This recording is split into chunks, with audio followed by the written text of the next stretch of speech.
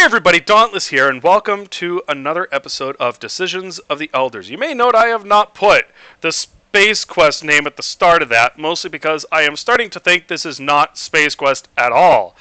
But I'll get to that later. Let me just finish this up, and then I'll kind of give you my spiel on this whole thing. So, okay, it's a layout. Oh, right, I read this already. Blah, blah, blah. Now, let's check out our engine room.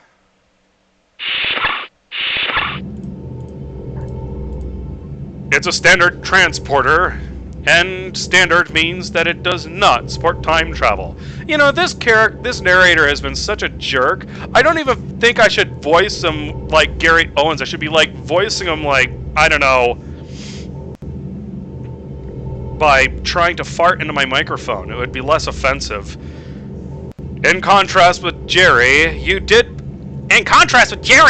pay attention in the relevant lesson at the academy. You know, if I really wanted to try, I'd start sounding like, Nelson from The Simpsons. But they didn't teach this engine design. There seems to be a leak in one of the pipes. It's been provisorily... Okay, I can't do Nelson because he doesn't use words like that. It's been provisorily sealed with a transparent duct tape. This ship is definitely not inspiring confidence. What they do? Write this dialogue with a, like, thesaurus sitting next to him? Fine. Fine! This may not be your wise decision, but since your groom has always encouraged you to decide things with your gut instinct, you simply remove the duct tape from the leaky pipe. Okay, this was indeed not a wise decision. Hot, smelly oil is dripping out over the leaky pipe. Great, so we got an oil leak now. Big deal. There's no death in this game, so who cares? Alright, let's check out the crew quarters. I'd like to say for the record, I haven't looked at a walkthrough or another video or anything like that through this entire game. And you know I don't like doing walkthroughs, and I'm still crushing every puzzle that comes along. Why is that? Because this is probably the easiest adventure game I've ever played. Do you know how much of an oxymoron it is to put the word easy and Space Quest in the same like anything? They don't even deserve to be in the same planet. But here it is. You found the crew's quarters, very cozy, crafted beds and gambling table, clean bathroom. You bet the upper store belongs to the captain. You wonder though how he accesses his elevated cubicle. Well, I'm glad you mentioned that because I'm sure that, it's nowhere near as difficult as you think. Cozy bed. The Syrians love beautiful Minecraft, handcraft. Oh, thanks. Now I got another Minecraft reference in there. There's a navigation droid in 2 pieces. The Syrians have collected this beauty somewhere in Sector HH. Hang on, we got to make another reference to Space Quest. That way you actually remember that's the game you're playing. It's a beautiful gambling table, and you're surprised that these barbarians play some sort of chess. One of the red pawns is totally soiled with jam. These total barbarians. God, people. You take the soiled pawn off the board. It's like got Cheeto stuff on it. Oh, with jam. Okay. It's a food replicator.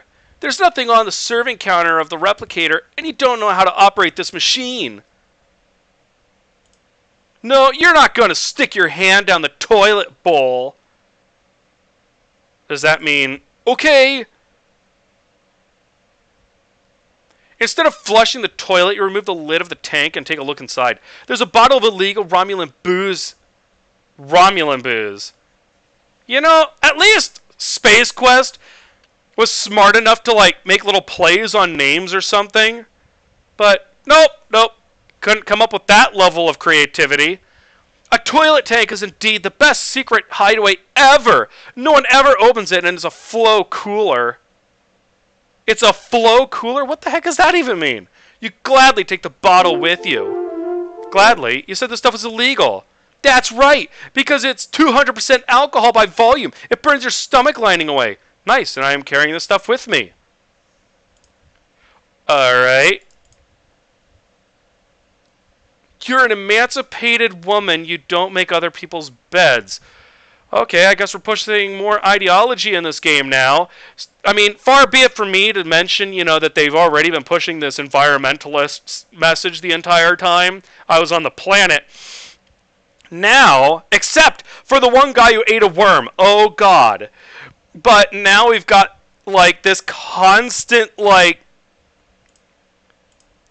strong female character message going on. I'm just going to say for the record, you could have made this game so much better just by removing all that kind of stuff, and that way I don't sit here thinking that you're trying to push ideology. Ideology does not make a good game. All it does is make everybody sit there and go, ugh, get on with it. We're playing a game to have fun, not to sit here and have deep inner thoughts about whether or not, there's equality and stuff like that. You know what? I get there's inequality and crap like that in areas, and I get there's equality in some areas. When I'm playing a video game, hell, when I'm playing Space Quest, I don't care. I'm trying to have fun. I don't want to hear about it. Keep it to yourself. My God. Uh-oh, the floor is trembling. Well, I wonder if maybe there's, an elevator, because imagination. I wonder if that's a great big pit into the depths of hell where this game came from. Let's see. Minecraft reference again. The left is locked. This locker door has no lock. This means there's nothing of value inside this locker. No chance. This lock is beyond your lockpicking skills. Okay. Let's see. Maybe I can pry it with my bar. You can't open the door with that. Are we doing the Space Quest 4 puzzle? You pour the liquor over the lock. Yes, we are. The strong booze does the trick. And more than that, it erodes the lock away along with the entire door. Creativity, people! What's this? Taken! It's the only thing in there. So what is it? It looks like a battery, but it could just as well be an ammo clip. Well, I'm glad you spelled that out for me, just in case my IQ was in the double digits. That way I could figure out that maybe it's an ammo clip or something later on, when I actually use it. You could have just said it's like an energy thing, and I would have still figured that out. Good grief. Okay. What's this little device obviously scans fingerprints and controls the door to the bridge. Hey, you never know. Maybe my fingerprint works. You put your right forefinger on the scanner. Well, why not my left thumb? The door to the bridge remains closed. You can't say that you are surprised. Ugh. Seriously, at this point, I'm just really? Didn't I lose my gold tooth? You catch a glimpse of the gold tooth which finally landed in the grate after your nice shot. You search your pockets and find nothing. That wasn't my pockets. You try to reach into your drain grate. Damn it, it's so close. It's like with a ring that you used to fit, but sometimes, your fingers just seem too swollen. What did your aunt recommend for such solutions again? I don't know. I never met my aunts, but I'm going to assume that, I'm going to have to use something to... Oh, here. Nope. I was going to say, maybe, hey, they may have figured out something unique here, like sticking the plastic on there. I thought maybe, you could use that to get it, but no. Oh, I do have another idea, though. Good idea, Miss Holmes. Seriously, narrator? You collect the fingerprint on the chess man with your sellotape. I'm sorry, but after playing this game through the last several parts, all I can say is this narrator is the single biggest jerk I've ever come across. You put the transparent tape with the Syrian fingerprint on the scanner. Nicely done, Julia. You have fooled the sophisticated Syrian technology and get access to the bridge. Use extreme caution. The captain is in this room. Hell, I totally forgot that. You're lucky the captain doesn't see you, as he is busy with the consoles. But don't push your luck. Stay put while the cruel captain is close by. You're not familiar with the star constellations, but you guess this table is for course plotting. Your understanding of Syrian technology is practically non-existent, but you're not able to plot a course. There's a gun wall-mounted near one of the consoles. Is it a wall-mounted gun so it shoots because it's mounted to the wall, or is it hanging on the wall? Knowing this game's inability to use proper English, I'm just going to assume that it's just hanging there. It's a switch, considering that there is a sign of a fan above. I am pretty sure this switch operates the ventilation. The switch is currently in up position. It's a ventilation slot. Dust particles have conjoined to a dusty something which seems to be drawn into the louver. The louver? The louver? What in the world thesaurus are you using? Like, I think this is using either... I think, from what I'm seeing here, this used some sort of, like, English translator, and it's just spitting out words that people don't use anymore. A distinctive sign that air is being sucked out of the room. Again, you don't need to spell everything out. Can I get the gun? Not with him around. Okay, so I can't go anywhere in here. Yeah, they're not letting me move, so I'll have to go elsewhere. Maybe I can... Okay, I got everything in the room, I think. Oh! It's the ordinary sliding door of an ordinary cupboard. The left sliding door doesn't slide. It's stuck. Try the right door. Okay. You slide the right door of the cupboard to the left. Why don't we just slide it to the right? You quickly slip into the empty cupboard and close... No D there. And close the door behind you. Is there like a southern accent going on here too? Okay, playing hide and seek is obviously your favorite game, but you're beginning to realize that it's not that funny without your friends. You decide to step out of the empty cupboard again. Okay, so I'm going to use that later to hide.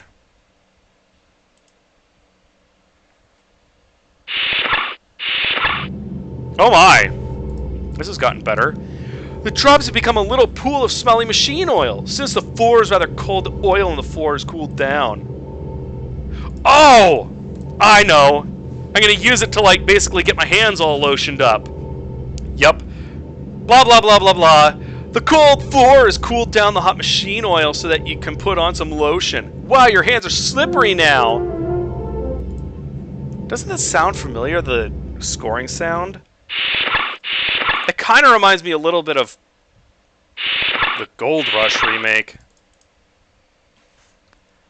Hey, when I get this frustrated with a fan-made game in connection to one of my favorite series, I'm gonna start having flashbacks. You managed to reach into the drain grate with your oily hand. Yes, you can feel your brother's gold tooth and managed to take it out of the grate. Well, let's load this thing up again. Once more, you plug the tooth into the pipe. Okay, so... I think I could probably hit... I wonder if I could hit the switch with this thing now. Once more, you trick the scanner with your fingerprint. They even have to put quotation marks on that so that you understand that they're being sarcastic. Oh, right. By the way, that sound effect in the background, that ambience, that's the Next Generation Enterprise. Very easy to find on YouTube, by the way. You just need to, download it. Now's the time to demonstrate that your last hit was not pure luck. This tattoo will protect me from harm. You've changed the direction of the air condition. You start to smell the stench of the oil in the engine room.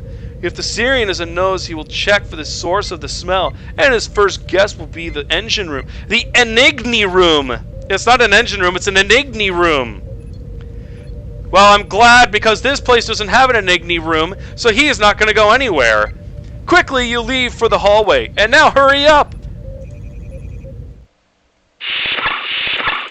Okay! You slide the right door of the cupboard to the left.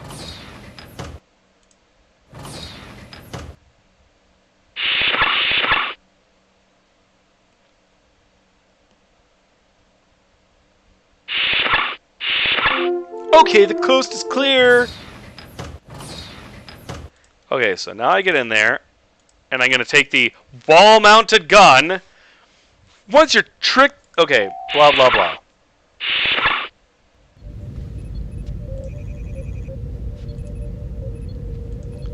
Okay! Taken! Let me guess. It's a Syrian standard attack gun. The red color on the pistol grip indicates this gun is out of power. The green thing must be an ammo clip as it fits perfectly into the gun. You have a fully charged deadly weapon at hand now. I thought red meant kill and green was stun. Which reminds me, I still got to play through the Star Trek 25th Anniversary and Judgment Rights at some point. Boy, were those fantastic. This is definitely going to be a shorter episode at this rate. And let's just shoot the bugger. Okay! You draw your gun, aim with shaking hands, and pull the trigger. Your shot bounces right off the captain's armor. Silly human. Did you think we Syrians kept weapons on our ship that could be used against us? Haha, to kill or to sterilize, that was the question. You have answered it yourself. Kill it is. As a soldier comes close to your last thoughts are with your beloved. Well, yeah, you mean the guy that you just ditched? Your ex-boyfriend. Your ex-boyfriend. Of course, Jerry, the love of your short life. Now it's the captain's turn to draw a gun. Jerry! Startled by your unexpected appearance, the captain spins around and slips on the engine oil. Using the last of his strength, the captain manages to trigger a shot. Luckily, the shot misses both Julie and Jerry, but I saw it hit the engine thing. But it hits the engine, which reacts in a strange way. It looks very much unsound and supports only one conclusion. No time for hugging, abandon ship! As quick-witted as ever, Jerry searches the dead captain and finds yet another eye transporter. Having two eye transporters at his disposal, Jerry gives one of them to Julia, explains her the function of this smart gadget, and together you travel back in time to the platform where Julia had been kidnapped. Can't you just set it to a present time and then warp to whatever? Julia tells Jerry everything that he has never been on an alien planet but on Earth, and that this stupid test was all her brother's idea. And then Jerry, leaves her for being such a weak-spined jerk. For a second, Jerry thinks about leaving Julia's brothers to their fate, but then again, they are family. Jerry takes Julia's eye transporter and picks up the brothers who are finally awoken from their paralysis one by one. Julia is totally proud of her... Oh man, I can't maintain that too long. Is totally proud of her groom, so Jerry decides to make his move. How about marrying here and now? Here now? There's no one to officiate the wedding. You got 6 people. And where will we find a suitable place for the ceremony? Jeremy remembers Doc Black mentioning that he used to be a priest. Maybe he's still living in that hut. And if this place which Jerry has in mind is not the right spot for a wedding, then what is? The cave. Dearly beloved, we are gathered together here in the sight of God in the face of this company to join this man and this woman in holy matrimony. Marriage! Marriage! Because there's only one R in marriage, apparently. Marriage is like a chemical compound. Is he still eating worms? For the next minutes, which feel like hours, Doc Black speaks about the magic of binary compounds such as carbon monoxide, carbon dioxide, carbon trioxide, and why positive and negative poles attract. Finally declares you man and wife and gives you the clearance for a little canoodling. After a nice meal in the doc's hut, the scientist helps you to get in contact with the transporter of your runabout, which has been waiting safely in a standard orbit the whole time. You beam to your ship and store your brothers-in-law in the cargo bay, and then jettison. Oh, sorry. In accommodation, they are used to as they had been hiding there when Julia collected them, form their homes in 6 different star systems. And now it's time for Julia to disclose some news to Jerry. I was thinking maybe we should move to Xenon. You idiot! Xenon, why not? Sounds like a noble, planet. I did. I already mentioned what the Syrian said to me in the brig. He claimed that I would give birth to a boy 7 months after my wedding, and there are in fact a few signs which corroborate his assertion. Did you hear what I said? You're going to be a father. Jerry? Jerry! Wife to husband, do you read? We need a name for our baby. Roger that. Congratulations, you've successfully finished Decisions of the Elders. You've saved Julia Cherry and their son Roger. Oh my god, they're singing. You're 18, full of along with the legendary Space Quest series. Never carried out cause there's no will to take a chance. Okay, feedback. You wake up and you read 2,000 hours of thinking, drawing, redrawing, studying. That what you've lived so far was nice, First but walkthrough. clearly not your life. Chris Jones made AGS, blah blah blah. But it is never too late to start to do as you please. This life is your gift. Silly so humans, did you use think it this little and shit would live. break Captain Boston Massachusetts' neck? And his little engine problem? Piece of cake. I must admit, defeat though, these Wilcos are a hard nut. But I have a plan B. Oh, he's gonna release Legion Larry. Oh, so he's basically what happened in number 4, blah blah blah.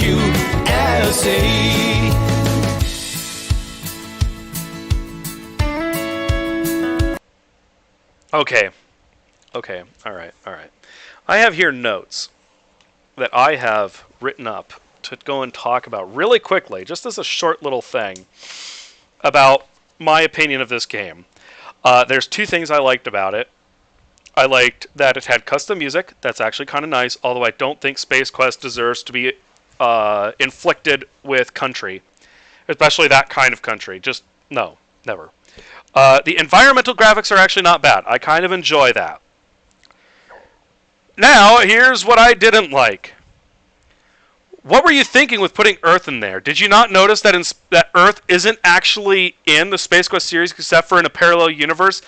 That is about as lore-breaking as it gets, and it was not a good idea. You should have kept it as Xenon. There was no reason to go and change that at all. You had a bunch of ideological crap thrown in there. You had this environmental thing going on. You had this, what was it? The gender politics and all that. Keep it out of games. I'm never going to like a game if I have to sit there and wade through somebody's agenda through the entire thing. It's never going to happen. There's no death. If you've ever played a Space Quest game before, you will understand that the death scenes are some of the best parts of the game. Finding out how you can die and trying weird stuff, that's why they even have a save option, to be honest. If you couldn't die in some of those games, you'd basically never have to save. Well, I guess, when you had to take a break, but still, I mean, the deaths were some of the best parts of the whole game, let's face it. Don't put swearing into Space Quest games. It's just ridiculous. I think they might have tried to do that a little bit before, but I thought it was more hinted instead of an actual swear word. But still. Why was Julia such a jerk? Let me get this straight. So she basically decides to go and... Her brothers give her this idea where, yeah, let's run him through this entire quest where apparently he could get hurt. And if in case you didn't notice, the only reason I didn't die is because the game wouldn't let me. So apparently she's a strong female character who has a weak spine, and because she loves this guy, she is going to strand him on a planet. I don't care if it's Earth or not. Strand him out in the middle of nowhere, and then see if he can find his way back. Like, okay, yeah, I guess that's what people who love each other really do. In my opinion, I would have basically gone, screw you guys, I'm going to go and hang out with him, and you're not invited to the wedding. The end. The puzzles were extremely easy. There were inventory icons that were extremely low res, and the narrator hates you for trying to play the game like a normal Space Quest game. This is like Space Quest for people who didn't like Space Quest. Space Quest has always been basically defined by its inventory usage and using everything on everything and trying every little aspect just to make sure you haven't missed something, looking at everything, using everything. And this game literally sits there and makes fun of you every single time for doing it. Really? Like, and the thing is, in the original games, I guess, it wasn't until later that the narrator was a little more of a cruel person. But that was in Space Quest 6, and second of all, it was mainly toward Roger, not the person playing the game. This is like the narrator specifically hated the person playing the game, and so took every opportunity to go and get on your case and make, insult how you were playing the game.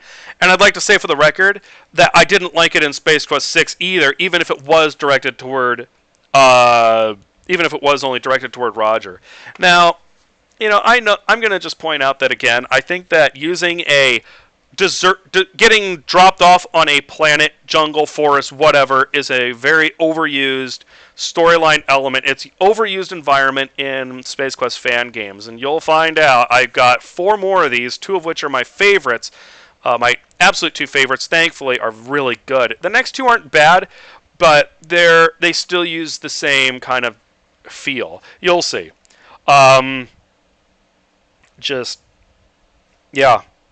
I think at times, too, the dialogue just felt like it went on forever.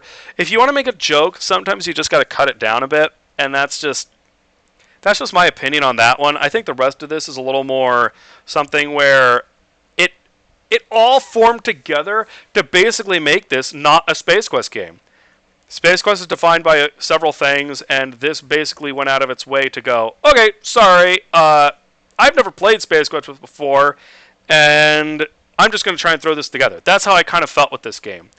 So, I mean, I can see that there was work involved, but I think that as somebody who grew up on this series, I am extremely disappointed with how it was treated.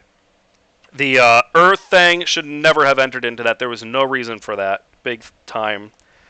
Just trying to, just the plot lines, storyline elements, and stuff like that.